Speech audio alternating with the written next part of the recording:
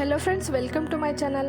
ಇವತ್ತು ಮನೇಲಿ ಈಸಿಯಾಗಿ ಒಂದು ಪಾಲಕ್ ಸೊಪ್ಪು ಮತ್ತು ಹೆಸರು ಕಾಳನ್ನು ಯೂಸ್ ಮಾಡಿ ಪಲ್ಯನ ಹೇಗೆ ಮಾಡ್ಕೊಳ್ಳೋದು ಅಂತ ನೋಡೋಣ. ತುಂಬಾ ಹೆಲ್ದಿ ಮತ್ತು ಟೇಸ್ಟಿಯಾಗಿರುವ ಒಂದು ಸೈಡ್ ಡಿಶ್ ಅಂತಲೇ ಹೇಳ್ಬೋದು. ಇದಕ್ಕೆ ಬೇಕಾಗಿರುವಂಥ ಇಂಗ್ರೀಡಿಯೆಂಟ್ಸ್: ಕಟ್ ಮಾಡ್ಕೊಂಡಿರುವಂಥ ಈರುಳ್ಳಿ, ಟೊಮ್ಯಾಟೊ, ತೆಂಗಿನಕಾಯಿ 2-3 ಸ್ಪೂನ್ ಆಗುವಷ್ಟು, 1 ಸ್ಪೂನ್ ಆಗುವಷ್ಟು ಧನಿಯಾ ಪುಡಿ, ಖಾರಕ್ಕೆ ಅರ್ಧ ಸ್ಪೂನ್ ಆಗುವಷ್ಟು ಖಾರದ ಪುಡಿನ ತೊಗೊಂಡಿದ್ದೀನಿ ನಾನಿಲ್ಲಿ, ಮತ್ತು ಓವರ್ ನೈಟ್ ಸೋಕ್ ಮಾಡಿಟ್ಕೊಂಡಿರುವಂಥ ಹೆಸರು ಕಾಳು 1 ಬೌಲು, ಮತ್ತು ತೊಳೆದಿಟ್ಕೊಂಡಿರುವಂಥ ಪಾಲಕು 1 ಬೌಲು.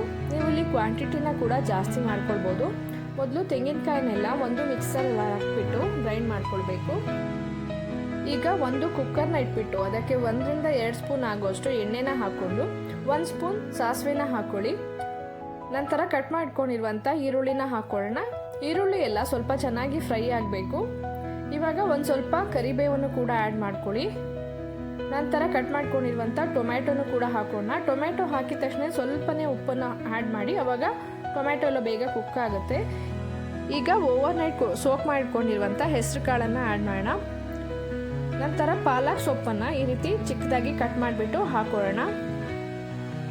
ಜೊತೆಗೇನೆ ಸ್ವಲ್ಪ ಅರಿಶಿನ ಪುಡಿನೂ ಕೂಡ ಹಾಕಿಬಿಟ್ಟು ಎಲ್ಲವನ್ನು ಚೆನ್ನಾಗಿ ಮಿಕ್ಸ್ ಮಾಡ್ಕೊಳ್ಳಿ. ಹೆಸರು ಕಾಳಲ್ಲಿ ಫೈಬರ್, ಪ್ರೋಟೀನ್ ಎಲ್ಲ ತುಂಬಾ ರಿಚ್ ಆಗಿರುತ್ತೆ. ಇದು ಹೆಲ್ತಿಗೆ ತುಂಬಾ ಒಳ್ಳೆಯದು. ನೋಡಿ, ಈ ರೀತಿ ಮಿಕ್ಸ್ ಮಾಡ್ಕೊಂಡು ಆದಮೇಲೆ ಗ್ರೈಂಡ್ ಮಾಡ್ಕೊಂಡಿರುವಂಥ ತೆಂಗಿನಕಾಯಿನೂ ಕೂಡ ಸೇರಿಸ್ಕೊಳ್ಳೋಣ. ಈಗ 1 ಸ್ಪೂನ್ ಆಗುವಷ್ಟು ಧನಿಯಾ ಪುಡಿನೂ ಕೂಡ ಹಾಕೊಳ್ಳಿ. ನೀವು ಖಾರಕ್ಕೆ ಇಲ್ಲಿ ಖಾರದ ಪುಡಿನಾರು ಯೂಸ್ ಮಾಡ್ಬೋದು, ಅಥವಾ ಹಸಿಮೆಣಸಿನ್ಕಾಯಿನಾರು ಯೂಸ್ ಮಾಡ್ಬೋದು, ಅಥವಾ ಖಾರ ಜಾಸ್ತಿ ಬೇಕು ಅನ್ಸಿದ್ರೆ ಇನ್ನೊಂದು ಸ್ವಲ್ಪ ಖಾರದ ಪುಡಿನ ಕೂಡ ಆ್ಯಡ್ ಮಾಡ್ಕೊಳ್ಬೋದು. ಮತ್ತೊಮ್ಮೆ ಎಲ್ಲವನ್ನು ಚೆನ್ನಾಗಿ ಮಿಕ್ಸ್ ಮಾಡಿಬಿಟ್ಟು ಕನ್ಸಿಸ್ಟೆನ್ಸಿ ಎಷ್ಟು ಬೇಕೋ ನೋಡ್ಕೊಂಡ್ಬಿಟ್ಟು ಅಷ್ಟು ನೀರನ್ನು ಕೂಡ ಆ್ಯಡ್ ಮಾಡಿಬಿಟ್ಟು ರುಚಿಗೆ ಎಷ್ಟು ಬೇಕೋ ಅಷ್ಟು ಉಪ್ಪನ್ನು ಕೂಡ ಹಾಕಿ ಕುಕ್ಕರ್ ಕ್ಯಾಪನ್ನು ಮುಚ್ಚಿ 1-2 ವಿಷಲ್ ಹಾಕಿಸಿ ಎಲ್ಲ ಚೆನ್ನಾಗಿ ಕುಕ್ ಆಗುತ್ತೆ. ನೋಡಿ, ಇವಾಗ ಕಾಳು ಮತ್ತು ಸೊಪ್ಪು ಎಲ್ಲ ಇಂಗ್ರೀಡಿಯೆಂಟ್ಸು ಕೂಡ ಚೆನ್ನಾಗಿ ಕುಕ್ ಆಗಿದೆ. ಲಾಸ್ಟಲ್ಲಿ ಕಟ್ ಮಾಡ್ಕೊಂಡಿರುವಂಥ ಕೊತ್ತಂಬರಿ ಸೊಪ್ಪನ್ನ ಆ್ಯಡ್ ಮಾಡಿಬಿಟ್ಟು ಮತ್ತೊಮ್ಮೆ ಚೆನ್ನಾಗಿ ಮಿಕ್ಸ್ ಮಾಡ್ಕೊಳ್ಳಿ. ನೋಡಿ, ಇವಾಗ ಪಲ್ಯ ರೆಡಿಯಾಗಿದೆ.